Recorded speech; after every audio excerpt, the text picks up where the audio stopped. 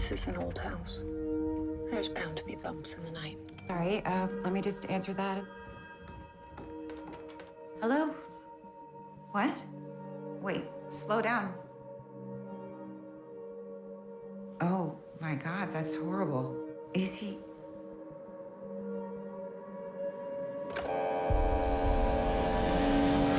Everything okay? Someone just assaulted our vice principal in the parking lot. No, Benson. Oh my God! No, What are you put it away. doing? This isn't what you want. You don't know me!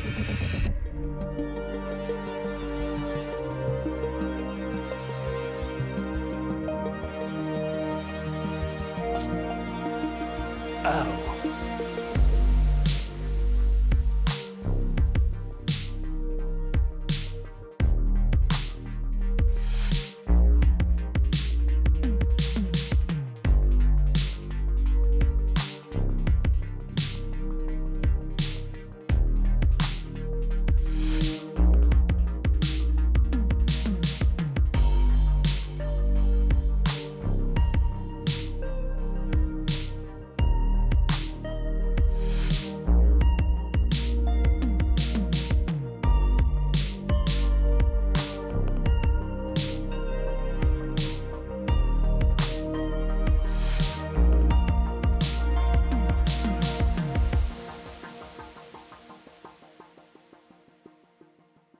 Welcome to Theater and Stream, a film podcast.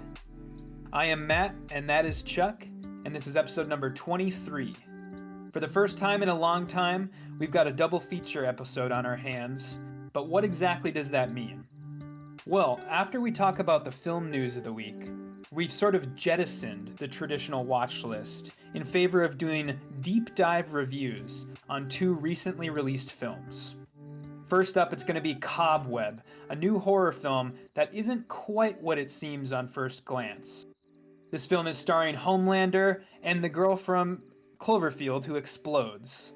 Next up, on the back half of our double feature, is a film that will be right at home playing as the midnight movie at a drive-in theater.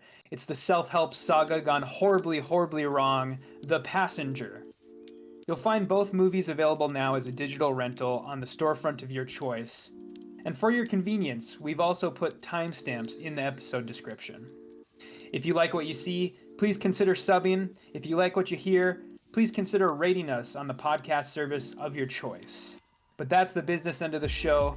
But before we begin, Chuck, in the most joking of ways possible, okay, I understand that a bit of our thunder was stolen this week. Oh yes, my God, yeah. Like the first hit came when I saw that Red Letter Media in their Half in the Bag show revealed themselves to be, appreciators of Kyle Gallner, who of course is starring in The Passenger, and they reviewed 3 of his movies just in one big fell swoop because they're cool like that. And I was like, oh well, that sucks. Okay, like someone else is gonna beat us to the punch. And then they dropped their, like, the one where they're in like a dentist office waiting room and they're just like shooting the shit, and they reviewed Cobweb and they said some wild things that like really make me wonder where my feelings really land with this. Because if people like that can love that movie so unreservedly, like it's there's something going on here. There's something strange in the water. What's going on, Wisconsin? What have you done to my boys?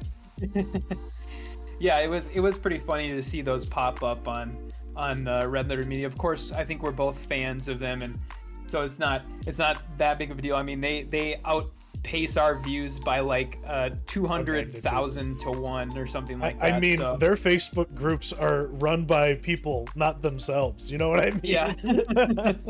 Yeah. So, but yeah, it is pretty funny, and yes, I'm very excited to see what you thought of both of the movies, because yeah, these were some heavy hitters. They really were. And I think it just reinforced, this was my thought after watching both of them, was just like, holy shit, like what a good year for movies 2023 has been. I really haven't been outraged by anything I've watched, even though we avoid the shit, like we famously say that, but golly, everything has been kind of like in the park, if it's not a home run, it's been pretty solid, pretty satisfied for the most part, except for Beau is Afraid. But even that, in all its like brilliant horror, was still worthwhile. But I think that segues into like what we're going to be talking about in our new segment right away, which is the fate of this is not just this industry, but this art form, this medium, this form of human expression. Is it dying, or is it like ossifying into something different? Like, what's actually happening here? And we've had some conflicting comments on this, coming first from Harmony Korine and I guess Nicolas Winding Refn. But Korine has this very, very different point of view. I'll put Refn up there first because I think his makes more sense to lead with.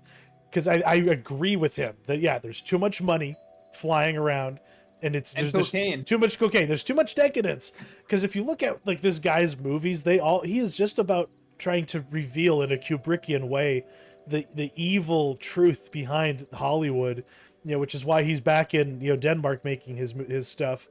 But we have to fight for cinema to live. Like, what does that mean coming from a guy as goofy as him?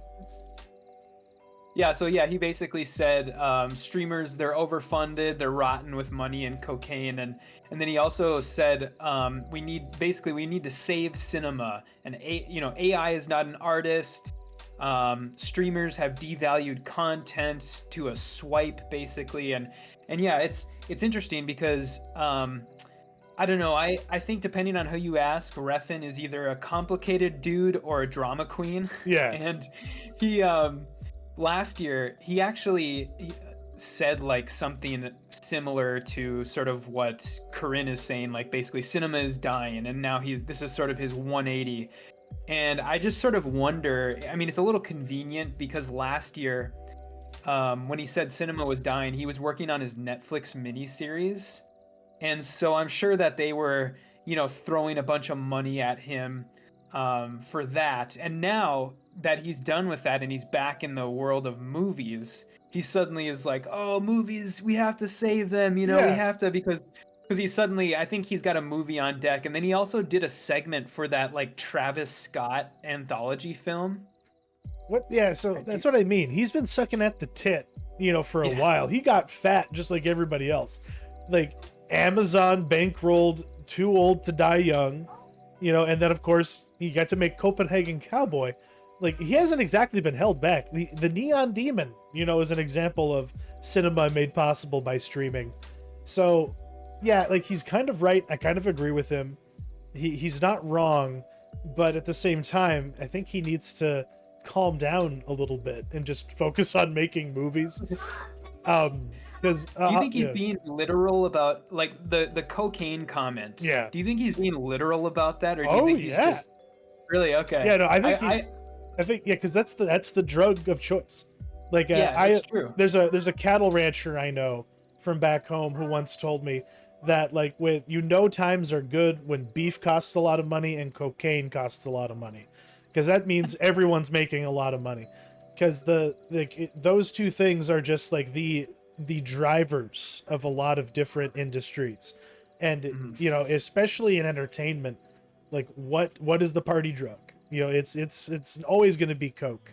It's the most fun. I don't know. Like I will admit I have snorted it in the past, and I can understand the allure, but it's a poisonous thing. It's decadence. It's like because I can only view things through a 40K lens. Our society is just like the Eldari, and we are almost at the peak of our like blood orgy ritual to create a chthonic god. Like, that's about to happen. And he is ringing the alarm bell. He's right. Yeah, I mean, in like an office type setting, or like a production type setting, I'm sure a lot of people are using it to get ahead on people, to keep yourself going, keep the ideas flowing, keep yourself 100%. And so I'm sure a lot of people are just using it to like maintain, get a leg up. Yeah, get a leg up on people. Don't seem like you're tired. Don't seem like you're sleepy. You gotta grind. You gotta get on that grind set or whatever. Exactly.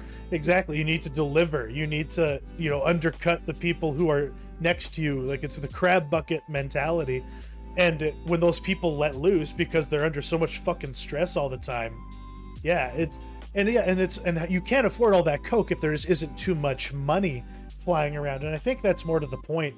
Like, is he in a way like undercutting the efforts of everyone who's on strike right now by pointing out like something that I think is true, which is that there is too much money in Hollywood making too much shit. Too many people who shouldn't have jobs to the point where like no one who should have a job has one, and we're not getting any return on all the dreck that we're roiling up. So I don't know, he's the wrong guy to deliver this message though, because he's a part of the problem. But yeah, for sure. But then you have the other dude, another guy on the flip side here. You have Harmony Korine, who is like, dude, man, TikTok is like the only thing that matters, man. It's like the future is the children. And he is, of course, the guy. He wrote Kids, didn't he? No, he just directed it. That was Larry Clark. Okay. But either way, he's in touch with the children. And he is so in touch with the children that he's like, no one under the age of 30 cares about cinema. So why am I going to act like I do? Yeah, so basically, his exact quotes were that he feels dead inside and nothing when he watches movies nowadays. And he went on to praise TikTok, saying that I can have an experience with a 30-second clip that goes so far beyond what movies do for me. And then he also went on to praise video games and YouTube as the future of entertainment. And so this is a 50-year-old man we are talking about. And I don't know, for me, I feel like he's sort of just having a midlife crisis a bit in public because I don't know, I don't think Harmony Korine can stand the thought of not being on the cutting edge or being as subversive as possible. And when I picture him like watching TikToks, I really imagine that like hello fellow kids like meme, because it's I don't know, it's kind of sad. Like, I've brought it up those early days of TikTok before, but like Harmony Korine is like one of those creeps that was using it back when it was just 13-year-old kids doing lip sync videos and creepy old men, you know, like that's how entrenched in that world I think Harmony Korine would have to be, you know, to be like that plugged in and that much of an appreciator of the form. But like I don't know, I feel like him saying that like he is identifying the same problem that Refn is kind of identifying. There isn't a lot of soul in the product. So yeah, he goes to movies and he's like, oh, this is garbage, because a lot of it is garbage. I know I just said that 2023 has been a good year, but I have to remind myself we are seeing all the shit that these people are forced to sit in front of. They have to go to festivals. They have to be on juries. You know, they get sent random mailers that their friends are like, hey, watch my movie. They have to watch their friends' films. And there's nothing worse than that, you know, especially if it's crap and you can't be honest about it.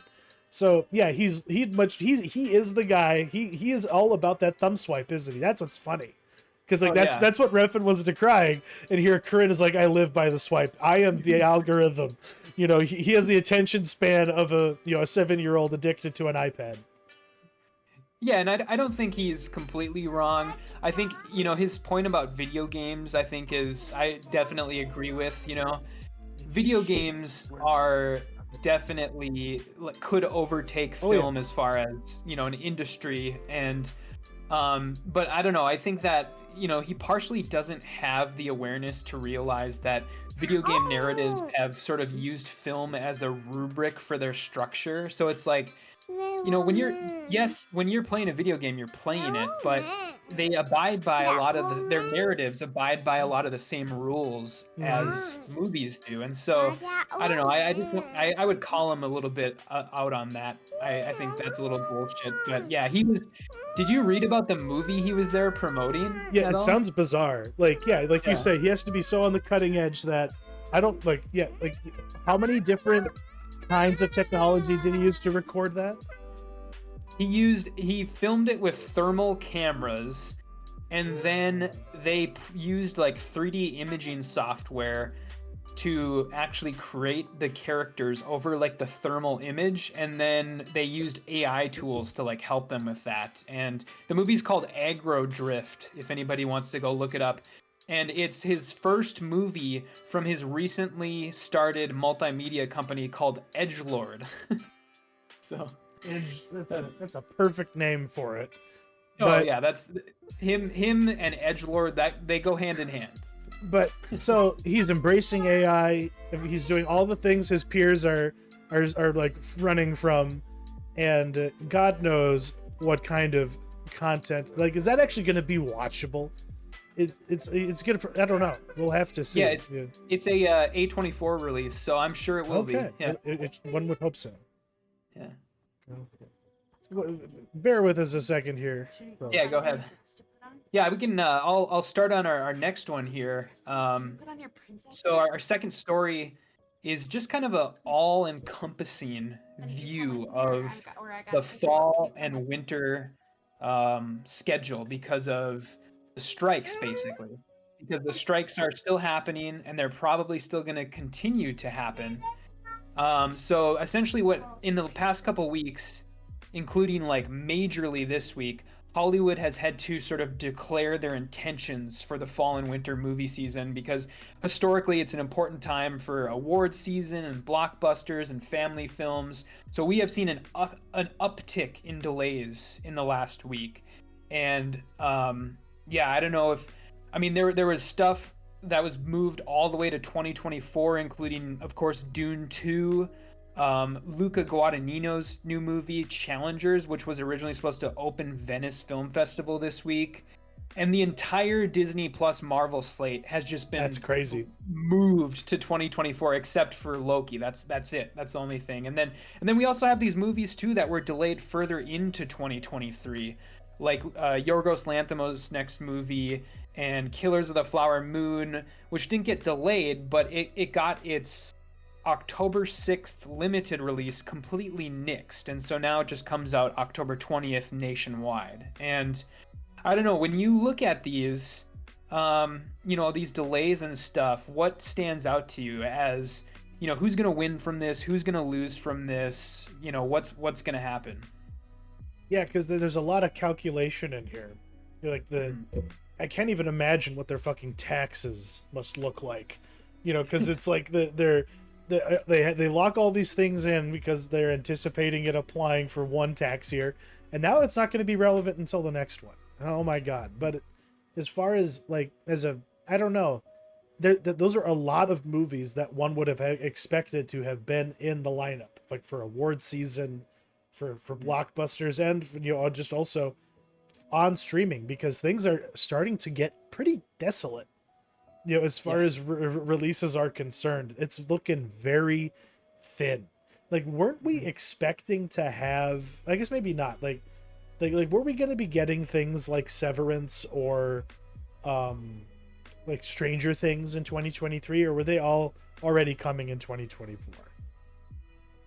I think Severance probably would have been an early 2024 thing, but that has been pushed way out now. Like, I would be surprised if we see that before 2025. So yeah, the stuff we are getting, like is like it almost feels like the also rans. It's the stuff that's ready, basically. Yeah. It's the stuff that's completely ready, and the stuff that these studios don't think they'll take a hit on by not having actors out there promoting it, because like Killers of the Flower Moon sells itself, and that's part of the reason I think why they got rid of that pointless limited release, because limited releases are generally done so that people in New York and LA can basically drum up a bunch of hype for movies. And that movie sells itself by basically being a Scorsese movie with DiCaprio and De Niro, and it's essentially a Scorsese mob movie that's been transposed to rural Oklahoma. And so that movie sells itself. They're gonna make bucket loads on that. And who knows how much longer we're gonna have the guy, frankly. Like, that's something that I keep keeps getting reinforced, because fucking Jimmy Buffett can fucking kick the bucket. He's in Margaritaville forever now. and that's going to be happening to Scorsese, you know, whether we like it or not.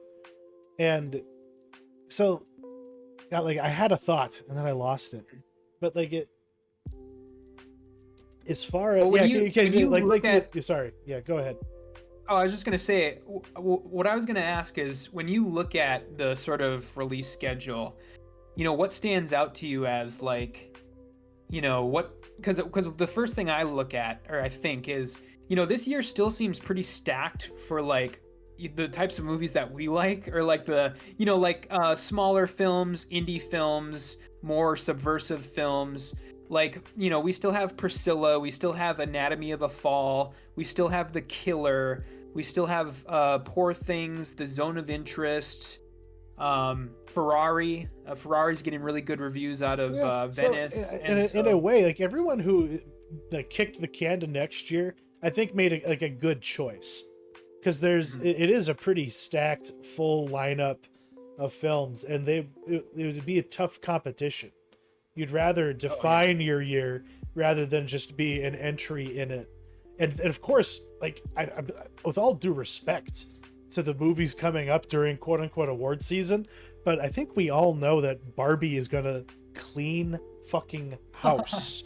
That is the movie of the year. And I just have to mention, I'm probably going to like lose the film, the summer movie wager that we did, simply because I downcast the possibility that would do well so severely.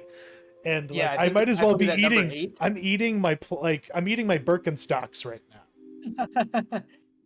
Yeah, no, you're totally right. I mean, I could see that. I mean, it's everyone's favorite, and I could see it just cleaning house, and you know, everybody's gonna have to sort of get out of the way. And the other thing that I notice is how little this has phased, any of this stuff has phased Netflix. Like, if people want to go and look at the release schedule for the rest of this year, it's every single week, Netflix release, Netflix release, Netflix release, and they just do not give a fuck about they don't need actors out there promoting their movies. They'll put the movie right in front of you when you open their fucking app, and so they don't give a shit, you know, that they don't have actors out there, and so it hasn't phased them at all. But then you have places, you know, like Disney Plus, who has essentially made their streaming service pointless for the rest of the year. Because if there's one thing I would, you know, want people to take away from our conversation here, it's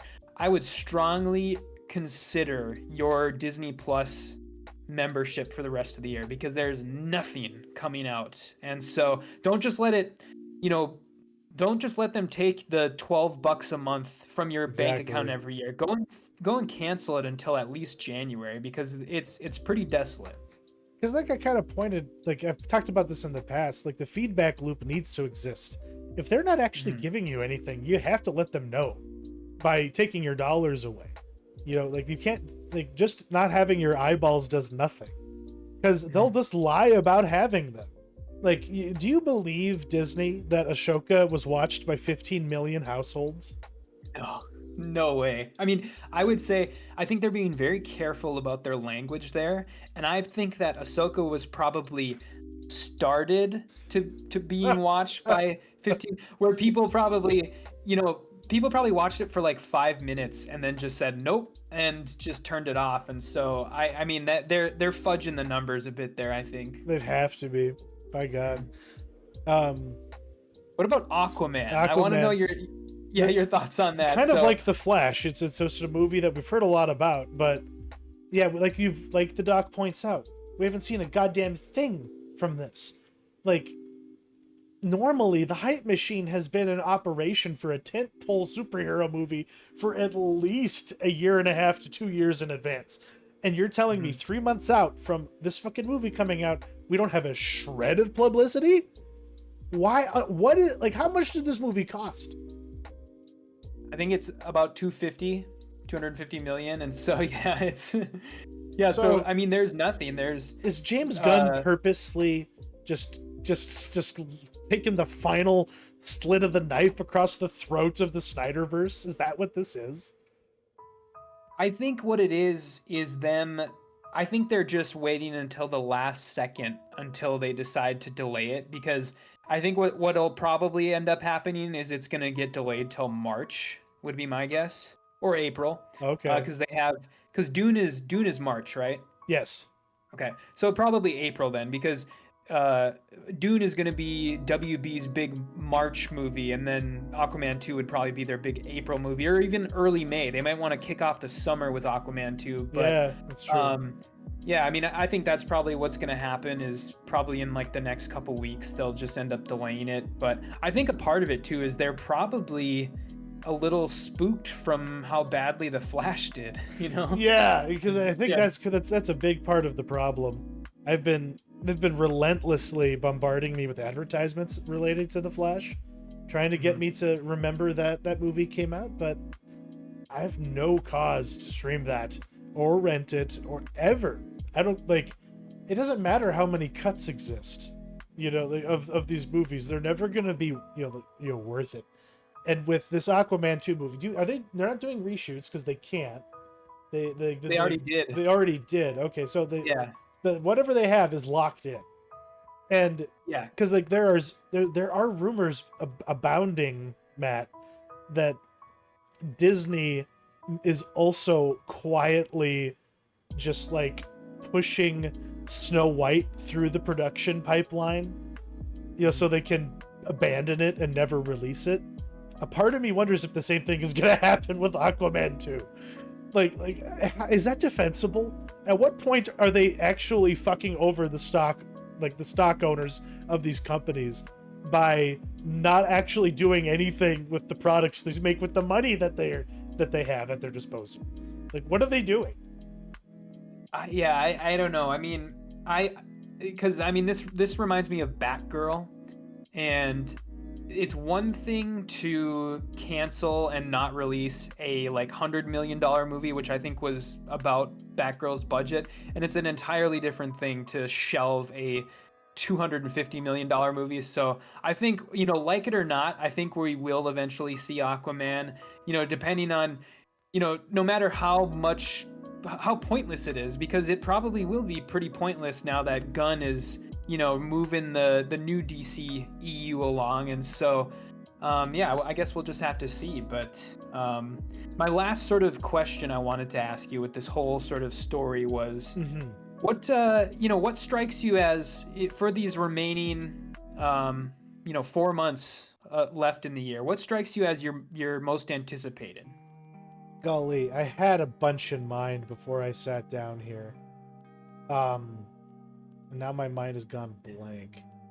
Let me look. Well, I know one that we're both looking forward to is the new Glazer. Of course, yeah, the Zone of Interest. The Killer. Yes. Especially since we got a trailer for that. The comic it's based on, it's on my bookshelf over there, is really French and like really stylized and cool. And that movie, just whatever I love the trailers. It reminded me of the trailer for the Girl with the Dragon Tattoo, how they give you the whole fucking movie, just in quick bursts. And I'm assuming that he's collaborating with his usual Atticus Ross and Trent Reznor, because that soundtrack was bumping. And that movie, I am actually excited for it. I was worried it was going to be pretty pedestrian, but it looks like it's going to be pretty fun. And speaking of great trailers that have come out recently, a movie that jumped to the top of my list was Saltburn. Did you see the trailer for that? I did not. Okay. It's an incredible trailer. It's the new film from Emerald Fennell. Oh. Who did she was Midge. Yeah, she was. That's right. Yeah. And she did Promising Young Woman, which is not a movie I'm really like hot on, but it was interesting. And so this looks really strange and just odd. It basically looks like, to call back to something we talked about earlier, it looks like Lanthimos by way of Emerald Fennell, basically. And okay. It's got a really great trailer. I would encourage anybody, go out and check it out. And then the other one that kind of jumped on my list in the last week or so was The Bike Riders, which, have you heard about this? No. This is the new Jeff Nichols movie. Oh. And it is about a Midwestern motorcycle club, and I really enjoy myself some Jeff Nichols. That is such a Jeff Nichols premise too. Yeah. That like I am here for it. I missed the movie he made about loving, like that Oh, yeah. court case. That's like the last thing he's done, from what I recall. And It was the last movie. Yeah, he hasn't made a movie since 2016. yeah, it's been far too long. Mm. So yeah, hopefully he gets started, because otherwise, yeah, because obviously he did, because he made that one. But as far as like the future of cinema is concerned, isn't it just gonna wind up becoming Taylor Swift era tours? You know, like is that a live broadcast? Is that what that whole situation is? Where like the it's a concert film. it's a concert they've film. Yeah, they basically, she had a camera crew following her around, and they've, smushed all the best bits together and made a concert film. And yeah, I don't know if you've heard about that, but they scared the Exorcist movie off of its release date. I think that says a lot, because I don't think I've like really said it on this show, but fuck, does that Exorcist movie look really bad? It does. Yeah. Who the fuck had the gall to like make David Gordon Green think that he is the steward of all that is horror? Like, why did this happen to us? Like, this is the worst possible outcome. I am not here for it. Like, especially after what he did to the Halloween movies. At least but that's neither here nor there. But it is appropriate, because our first movie that we're going to talk about today is the most Halloween ass fucking movie that I've seen in a long ass time.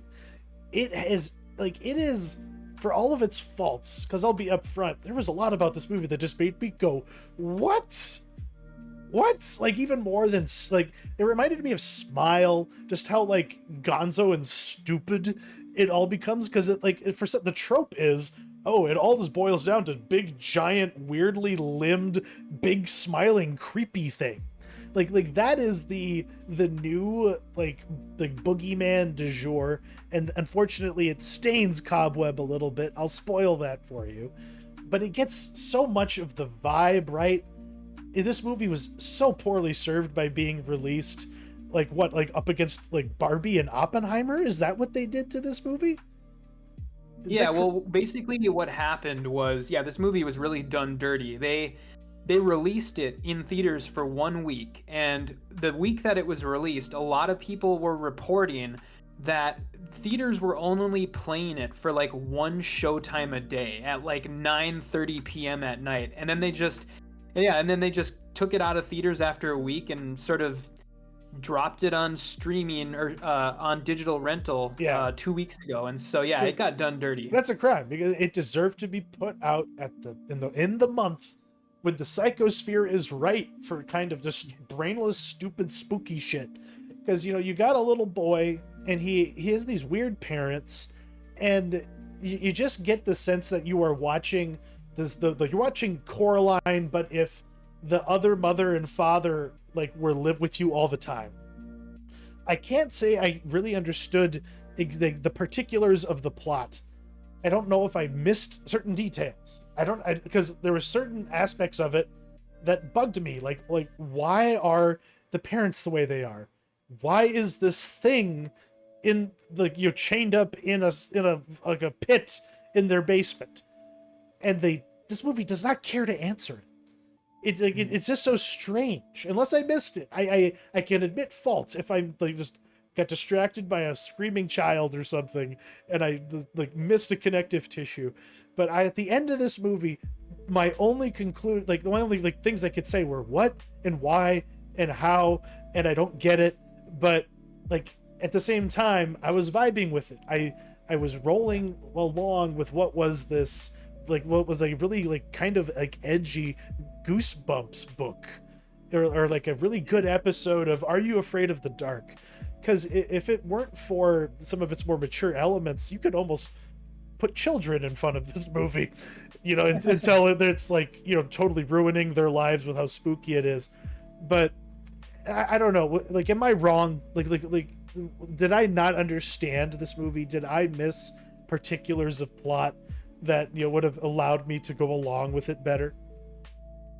I don't think so. No, I mean the only thing I can remember them addressing about the the reason why the girl is locked up is because basically because the boy was born. Like they basically, the boy was born and then the parents were just like, fuck this daughter, and put her in the walls or whatever. And so I didn't really catch it either. But yeah, for me, this is a rare movie that starts off like painfully conventional. Like in the opening, the opening 15 minutes, I was like, oh my God, this is so generic. Mm-hmm. And like, the way that Lizzie Kaplan was like acting, and the parts of the soundtrack where you have this like woman's singing, voice harmonizing, like,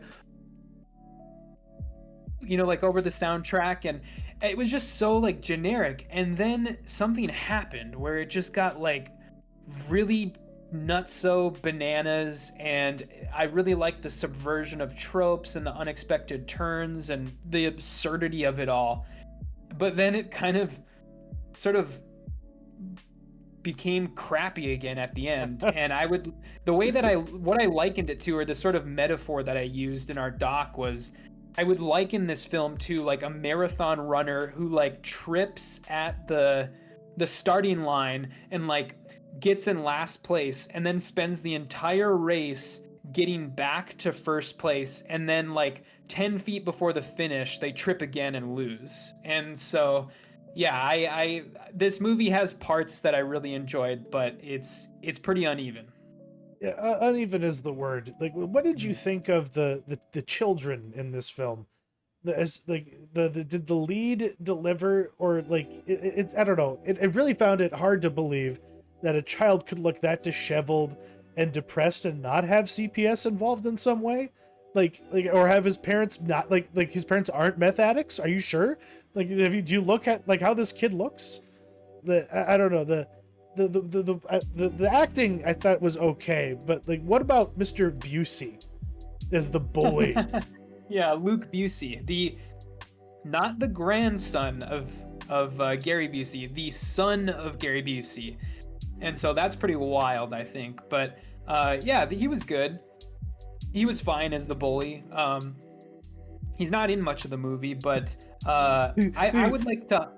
Sorry, I would like to highlight Anthony Starr. I thought Anthony Starr did a really great job of just being like a weirdo who just like stares very like creepily, and then there was that scene where he's like standing in the corner of the kid's bedroom, and his like eyeballs are like fluttering really fast, and I was like, oh God, that's really, really unsettling. And I thought he was great. And once I knew what they were doing, the intention is to portray these two parents as unhinged and crazy. But before we knew that fact, before we, when we still thought they were just regular old parents, I was like, what is Lizzie Kaplan doing with this performance? I was just like, what are these choices that she is making? But it sort of all fell into place. Because that's it's weird that the way that they're acting very differently from all the other like characters in the movie. All the other adults are just normal in comparison to them, but like at the same time, are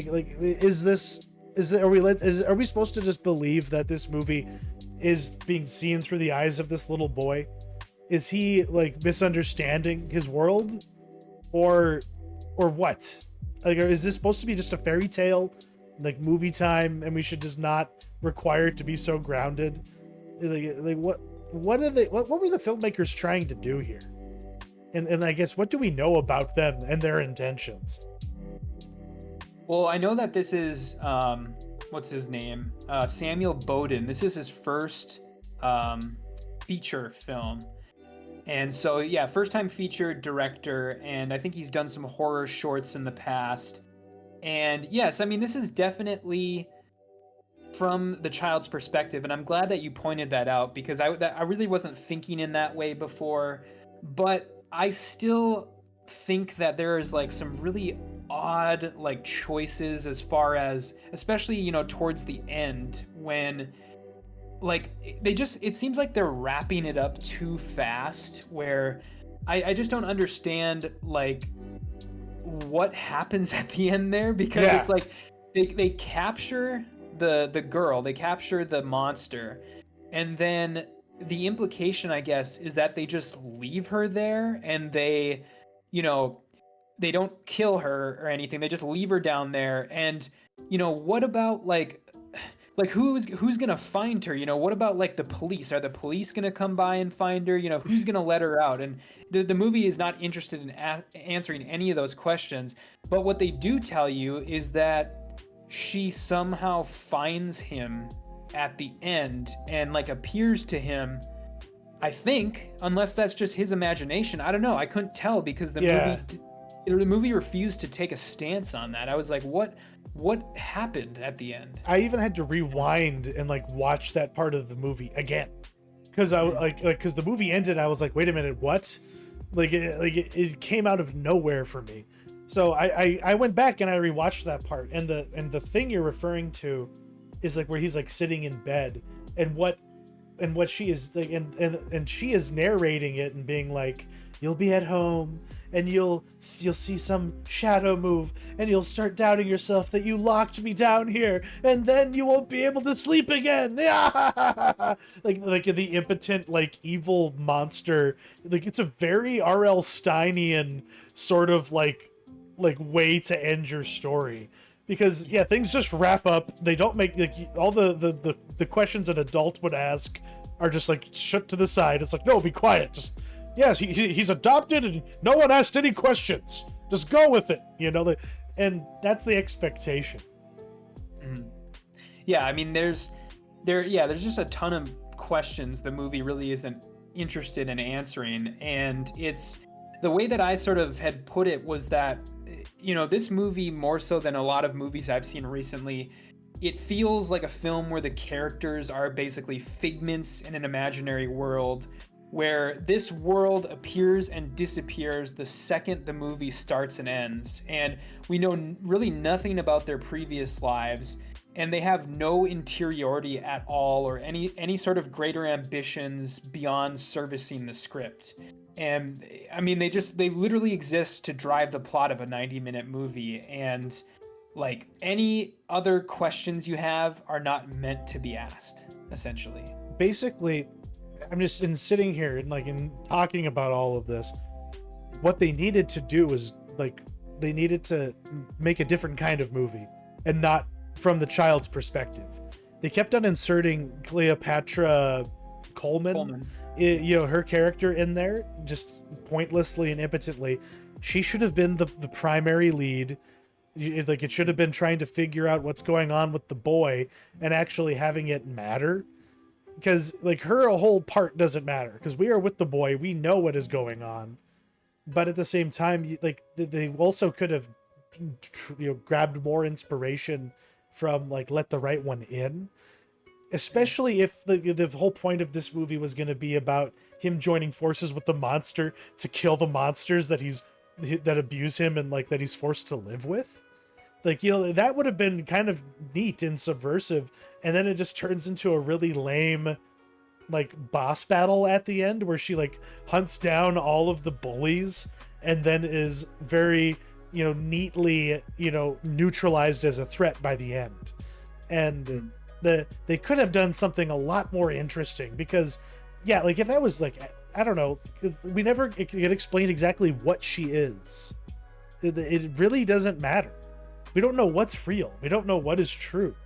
And like her monstrous form could all be in his head, and she could just be like the lady from Barbarian, you know? Yeah. Oh yeah. I think the implication is that she like somehow got like spider like powers because she spent so much time in like crawling around the crawl spaces of the house or something like that. Yeah. But yeah, it's not very well explained. I think they just wanted to have a cool looking, you know, monster, unique looking monster. And but was it though? It like, yeah, not really. Not really. It was very, it's- very pedestrian. The CG was very dodgy, especially when they show her face the first time, and it was pretty awful. But The yeah, I voice, guess to- though, the voice, like the way that it would go from like an adult to a child, that was kind of cool, because then That it was. like the mimicry aspect of it, that was interesting. But like you kind of has said, like there are parts of it conceptually that really, really are cool and work, but the execution is just all over the place. Yeah, and I guess to kind of touch on some more stuff that we actually liked about the movie, I really loved I like the whole Halloween vibe of it. You know, them having like a pumpkin patch in their backyard, and just all the decorations everywhere, and the fall feel of it. But probably the highlight of the film for me, the highlighted scene, is that like soup eating scene. I loved that, him putting the rat poison in the soup, and then them just like barfing their guts up. And I'm sort of wondering, did you notice anything weird about the gore in this movie? Yeah, it was like whoever colored this film must have been given some specific instruction, or whoever, like actually like made it on set. They had some very specific directive, and it looked like if there was any blood in this, it was pitch black. It almost looked like an episode of the X-Files from the 90s with the black goo running around. Yeah, it did. And it was like, I almost wondered while I was watching it if this movie, if they had meant for it to get a PG-13, because that's sort of one of the ways that you can skirt around an R rating, is by coloring blood different colors. And yeah, like when the blood shoots out from under the piano, it was like black. And then when the decapitated body like falls in the hallway and you see its neck stump, it's black. And so yeah, it was just weird, because the movie would do stuff like that. And then the other thing it would do is there was, certain points that were really gory, and certain things where they would just cut away for certain stuff. Yeah. And yeah, it was a weird mix of that and cutting away, because usually with movies, if you're a PG-13 movie, you cut away before all the gore happens, and if you're an R-rated movie, you show all the gore, and never the two shall meet, basically. And you have to so wonder, yeah, I kind of wondered, did they maybe shoot two different versions, or like edit two different versions, and then they had a little battle over which version would get to be the one? So they made concessions. It's like, okay, you can have the gore, but we're gonna have to tone it down because we need to get that PG-13. But I want to have the decapitation. Okay, but there's some give and take there, I'm sure. Yeah, that's probably it. But yeah, let's see, anything else you wanted to call out? What about like the stuff around child abuse that the movie's doing? Do you think there's anything there, or do you think they're just using that as window dressing, basically, like how there's a little bit of lip service that they give to like the system, and sort of how it's stacked against people who think a child is being abused, and it's stacked for the parents basically. Yeah. That is a really twisted. It is kind of twisted. I don't know. I have to be very careful as I comment on this, but that is a trope, and that is a concern that I can understand. But in this instance, in the fantasy world of this film, I feel like I kind of alluded to, it's like, oh no, CPS would have shown up a long time ago. Like somebody would have called, somebody would have made a report, and if they made the wrong choice, and they made the wrong choice. But those parents, there was something wrong with those parents, and it's not just that they had too much Jesus. It's because they had like a demon daughter that they were keeping in their basement, and no one was doing the right thing about it. And if they were gonna use this to, it's like just like the whole concern about abuse and the system, and just like what the dynamic, like the horror of that dynamic, they could have been more delicate, and I guess, and at the same time a little bit more pointed. They could have been more delicate towards the victim, what the victim experiences, but they could have done a little bit more with the idea, because it's just a little too thin. The whitewash is just not quite there, and you can see right through it, basically. Yeah. Yeah, so I mean those are kind of the end of my points that I wanted to make. But yeah, I mean overall it's just kind of it's a mixed bag, and it would have been a really fun movie to maybe like, I don't know, maybe if they should have just sold it off to Shudder, and then Shudder would have released it in October or something like that. I don't know. It's just, it would have had more pop. Get seen. Yeah, for sure. Because that's the thing. It's like I kind of feel like this is baby's first horror movie, and that's kind of the approach that you should take. Like if you have a younger kid or like a teenager who is interested or like getting more interested in horror and just more macabre type shit, let them check this movie out. It's pretty harmless, and I guess that's all. Like that's the best thing a horror movie can be if it's intended for that audience. Because if this was a movie made for adults, it needs much more bite. And I'm sure we're going to find out that there's an unrated cut of Cobweb coming down the pipe before we know it. You know, it's bound to happen. But now moving on to what is decidedly a film for adults. Our next entry is The Passenger. Take it away, Matt. Yeah, so in a sentence, I would describe The Passenger as the self-help odyssey from hell, because this genre buster of a film starts with a stomach-churning triple murder at a burger joint, and it really only gets weirder from there. The murderer and his meek, apprehensive accomplice just happen to be the main characters of the film, Benson and Bradley. And Benson makes the call that with their final hours as free men, before the bodies are inevitably discovered by the police, they're going to revisit the sites of Bradley's greatest traumas and failures to sort of salvage a life wasted. And while I could have done without all the extended, meandering car ride conversations, I found that the best parts of The Passenger were when we arrived at the various destinations. These stopovers provided the most tension-filled moments of the film.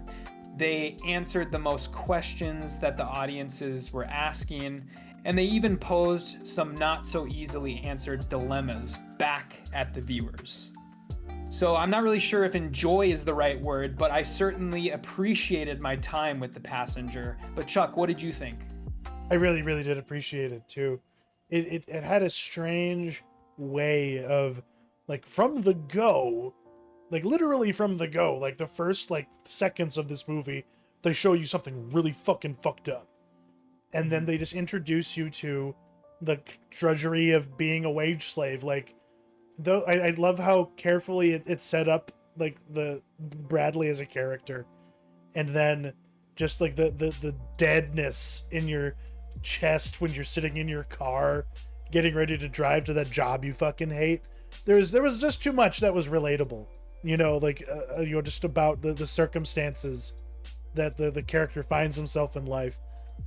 But then for things to just, explode the way they do, it explodes. Things happen that are like utterly awful, and this movie does not fuck around with its brutality, as we'll dig into. But I really appreciated how it would just kind of like settle down and almost disarm the situation and make you forget that you're watching the movie that you're watching. Because then it's like, oh yeah, by the way, bam, someone's head explodes again, and you get just more brutality. After having some really sincere and like really insightful heart-to-heart stuff. I know not all of it was very interesting, but like when it really hit, it really worked. And then it would just remind me, oh yeah, like this is actually like falling down. We're gonna see some bad shit. Bad things are gonna happen. But like at the end, it's a really wholesome film when you get down to it. Even though like it has a really punk rock edge at the same time. Yeah, it's surprisingly uplifting at the end, but I think, in my intro there, I had sort of alluded to dilemmas that the movie poses, and the sort of overarching question for me is whether or not Bradley deserves the happy ending, because he essentially, he's a sort of a meek, like, unwitting accomplice to a bunch of murders that he just sort of lets happen, or people getting the shit beat out of him that he just lets happen. He doesn't do anything. He eventually does, you know, he makes the decision eventually to do something about this, but you know, you sort of wonder, does this guy deserve a happy ending? Because as you alluded to, you know, in the moments of character development with him and Benson, you sort of get lost in wanting to get to know these guys, but then you think back to the horrible things they had done. And so yeah, I'm just that was sort of my main dilemma with the film. It's like, you're you know, right. that final sort of shot, or that final sort of minute when he's like babysitting the teacher's daughter and stuff, I'm like, oh man, it gives me a really icky feeling actually, and it should be a happy ending, you know? You know, because like this movie also reminded me a lot of On the Count of Three, and in that film, that dude did not get to walk away unscathed. He had to go to jail, you know, in order to see his child, and there is something must have happened there where like the teacher must have really gone to bat for him, or like he was able to make the case to the authorities that he was like under duress, so he wasn't prosecuted. Because like in a sense, you know, like the even though he got to assert himself more and become more, you know, actualized as a person and move beyond, you know, the trauma of his past towards a new future, like there is like something twisted about it being made possible through the complete abject depravity and inhumanity of somebody else, and to be complicit in it to the degree like he could have done more to stop it throughout it, and he doesn't. You know, and kind of like Collateral, like there's this weird thing where you become more than a participant.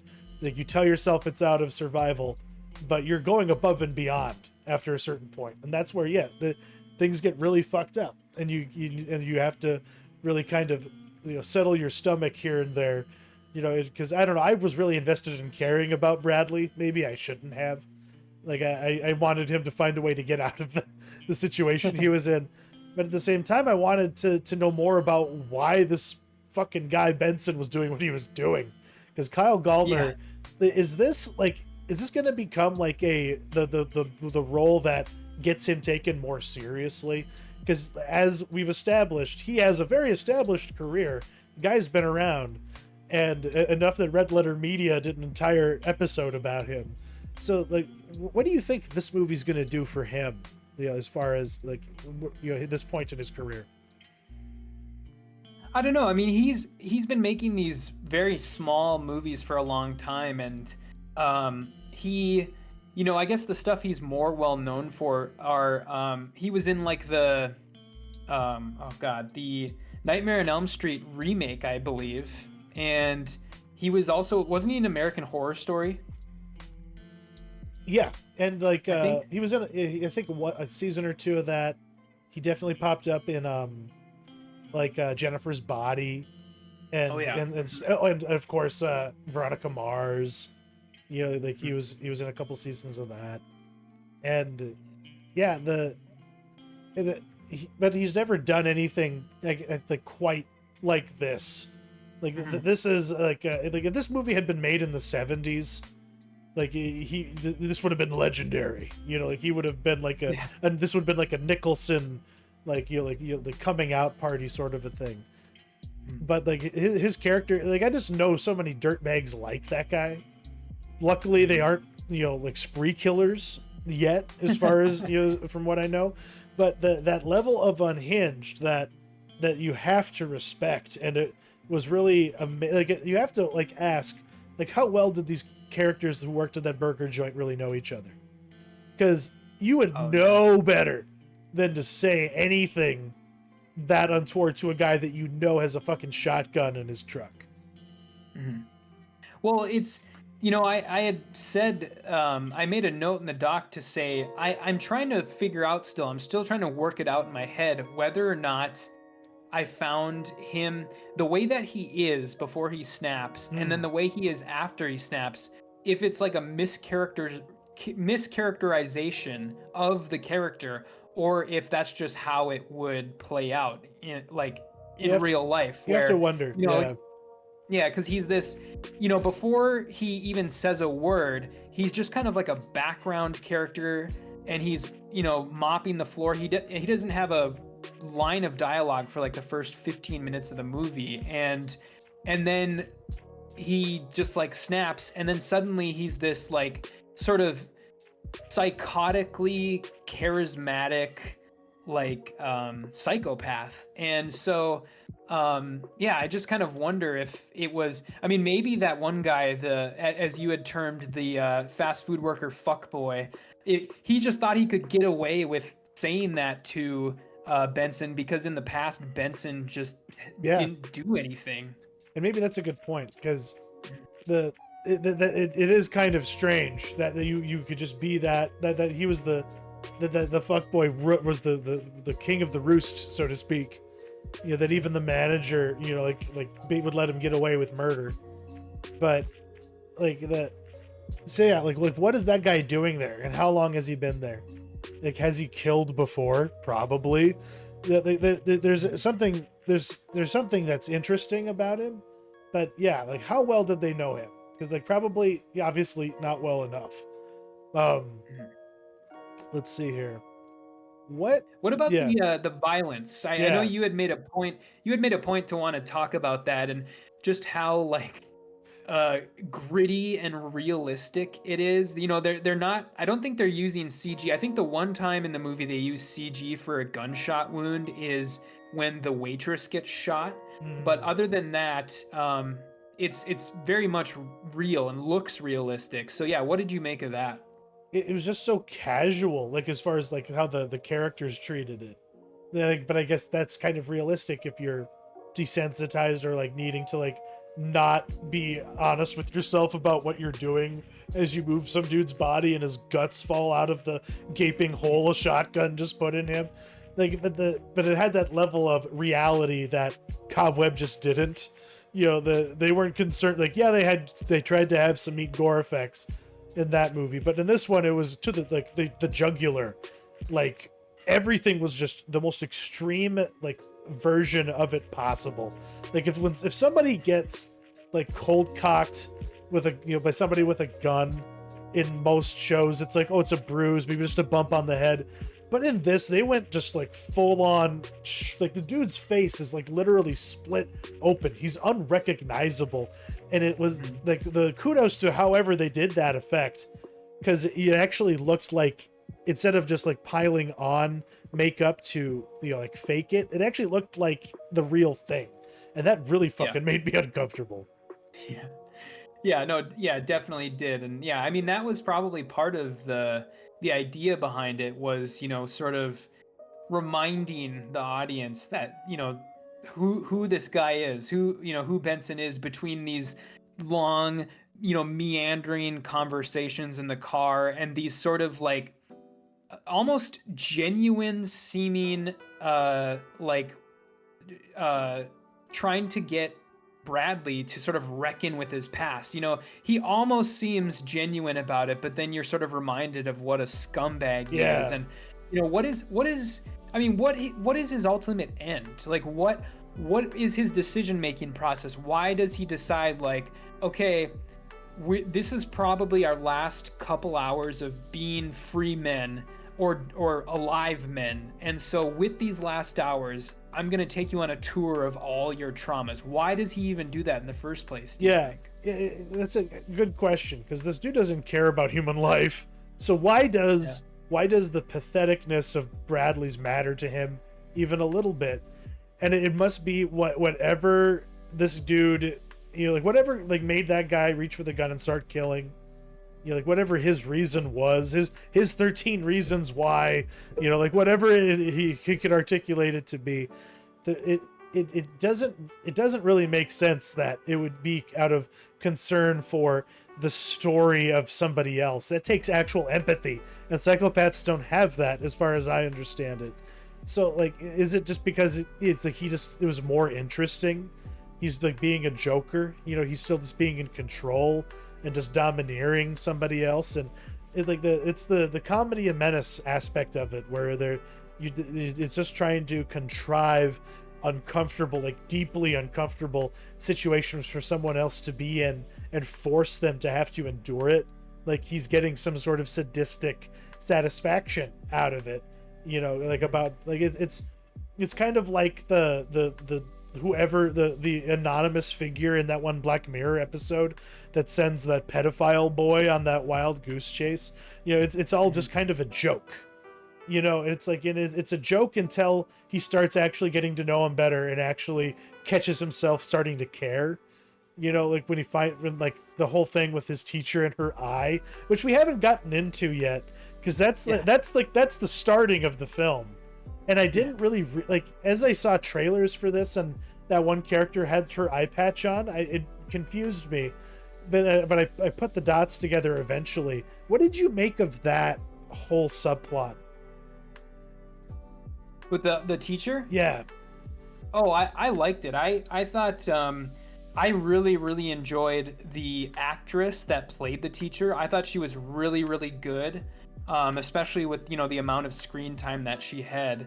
And I wasn't, you know, to talk about subversion again, I wasn't expecting it to go where it went. I thought, you know, what you think is going to happen is he shows up to the house and she is like, get the fuck out of here. Yeah. And, you know, let me go back to smoking meth or something like that. And instead, she's sort of lived this fulfilling life. And it was a really nice change of pace. I really enjoyed that. Yeah, and I love that actress. She was Paris Geller on Gilmore Girls back in the day. Okay, yeah. And she's bounced around on TV for a while, and I haven't really ever seen her in a movie.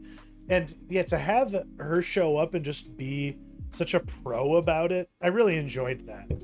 And that character, it was a nice subversive thing, because like, yeah, my expectation was, oh my god, this is gonna go so poorly, and instead you just get this lovely sweet little like moment where it's like, you're like, oh, we're watching a Hallmark film. Oh wait, there's a fucking psycho in the bathroom. You're like, how do they get out of here? You know, like and then you're just so uncomfortable because you don't want something bad to happen to this lady, because she's obviously such a good person to have gone through so much and then reacted that way in that moment. Yeah, I did enjoy that. Like the whole thing in like the Build-A-Bear workshop, I thought something really fucking bad was gonna happen there. But I did appreciate that the final shot of the movie is of the stuffed animal that he made just chilling there.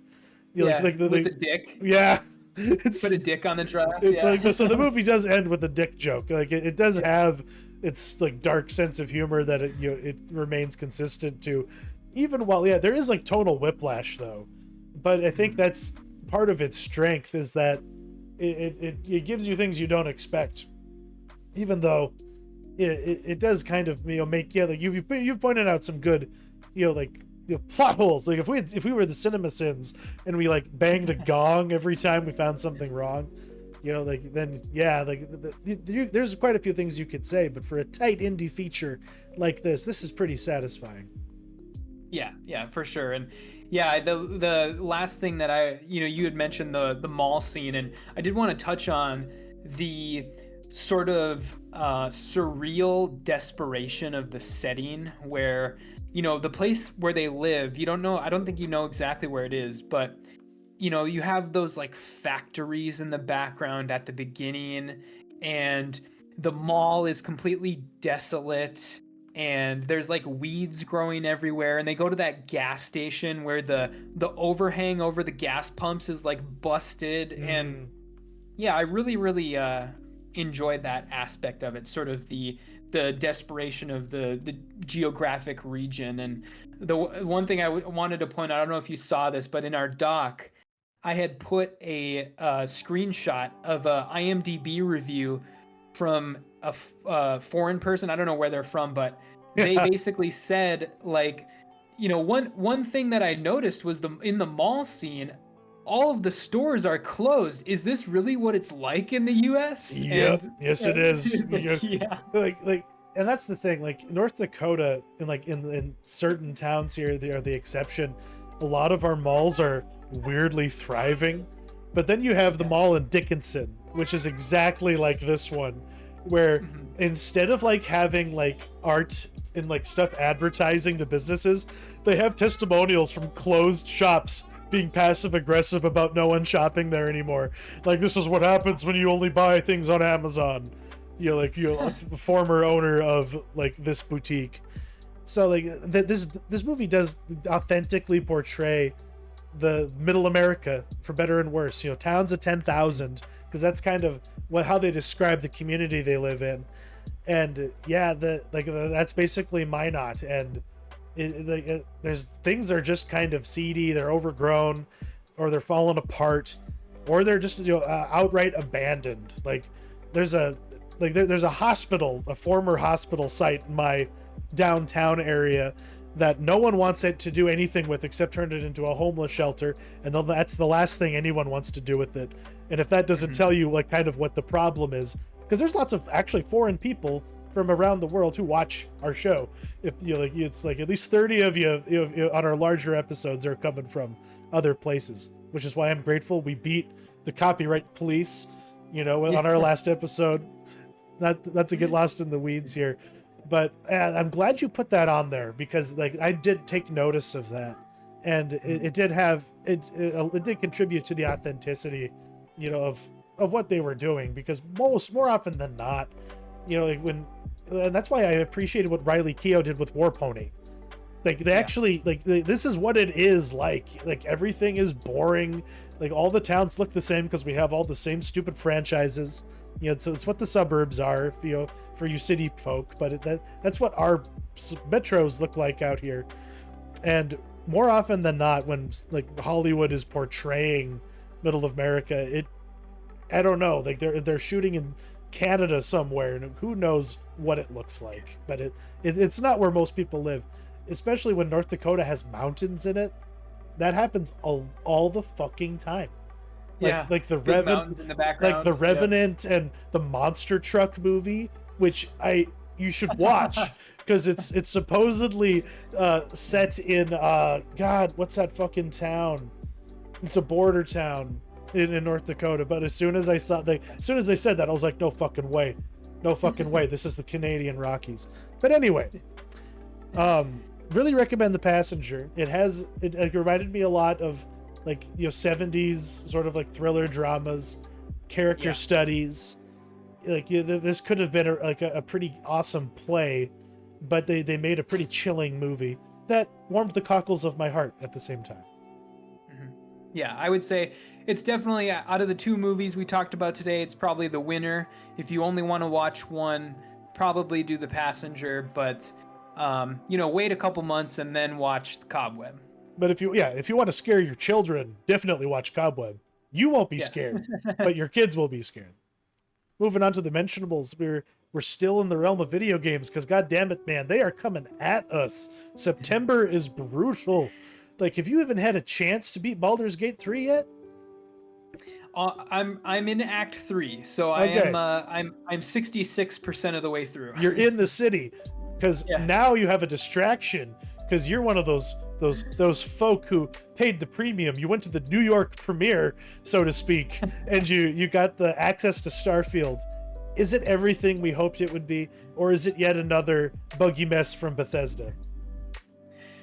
Yeah, here's what I'll say is, if you are looking for Fallout 3 or Skyrim that's been transposed over into space, that's exactly what this is. Okay. And they have basically taken everything about those games and put it in a science fiction setting and added a couple things such as, planet hopping and ship customization.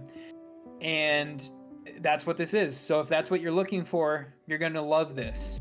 But if you were looking for, Bethesda's next big thing, their next big technological advancement, their next big gameplay advancement, you're going to be disappointed, because, this is, Fallout 3 is 16 years old. Skyrim, I think, is 13 years old, and they haven't really done much to move the needle in that aspect. But I mean, a good game is a good game, no matter, when it came out or how old it is.